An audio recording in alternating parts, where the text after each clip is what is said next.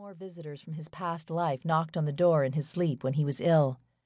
He was looking forward to the future for the first time in almost 2 years. He looked through the cracks between the planks, looked in his pocket for another coin, but didn't find one. He could have crawled under the deck. The quarter would have been there, heads or tails, unless it had gone into the groundhog hole. Heads meant he should go back to Africa, which still felt like home to him after 13 years. Tails, he should get married and settle down right where he was, where he already had a house in the middle of 80 acres of timber and a garage with a little apartment over it. The apartment was empty now, since Warren's death. Warren had been a janitor in Davis Hall, which housed the anthropology and philosophy departments, when Claude came to TF. He'd accepted Claude's offer of free rent in exchange for looking after the property. He'd cut up firewood, stacked it, plowed the drive in winter with a little case tractor with a blade bolted onto the front end, mowed the tall grass in summer, and cut down the nettles on the other side of the stream and the poison ivy vines that grew as thick as your arm. He'd killed varmints, shot a deer every year and dressed it for Claude, paid the bills and the real estate taxes when Claude was gone. He'd stayed in the garage apartment even after he became head of custodial services for South Campus, and was living there when Jackson came back from Africa, alone, and discovered that Claude had left the house to him, though there were some legal difficulties because it had been difficult to prove that Claude was dead. There were rumors, in fact, that Jackson had done away with Claude deep in the heart of the Ituri forest.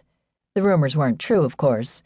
Claude had been like a father to Jackson, but it was impossible to stop them, and they had created a certain mystique. His colleagues in the department joked about it. Don't mess with Jackson. But the important thing was that Warren hadn't believed the rumors. If he had, he might have killed Jackson. Instead, he took it on himself to look after Jackson the way he'd looked after Claude. The prospect of going back to Africa appealed to Jackson. He'd gone to the Congo when it was still Zaire, just as he was about to start his 3rd year in graduate school.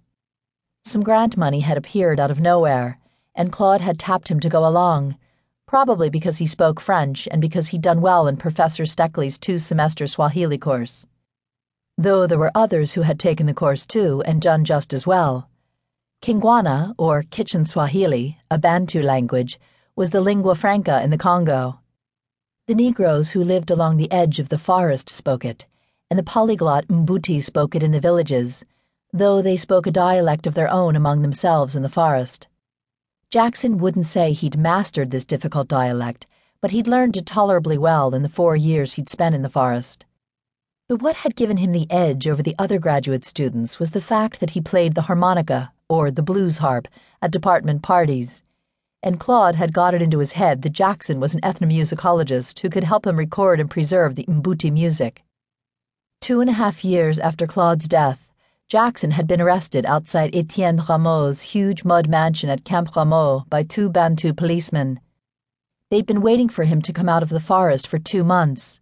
Rumors of Claude's death had reached the authorities, and the authorities had done what authorities always do. But suspicion of murder?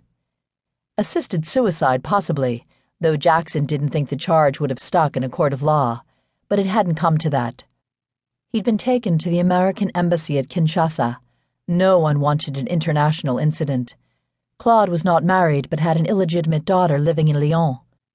It was the university, Thomas Ford University, that had wanted to know what had happened to Claude. Had he returned to France without telling anyone? Had something happened to him?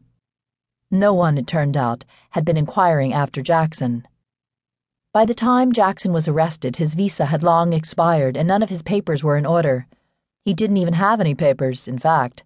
Not the kind of papers that the authorities wanted.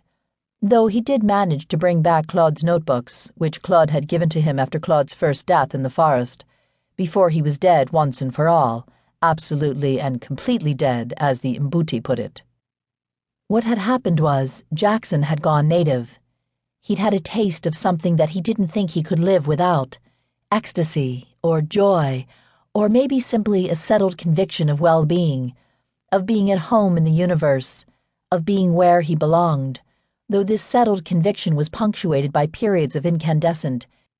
He couldn't find the words. Perhaps Roman Roland's oceanic feeling, though Freud had regarded this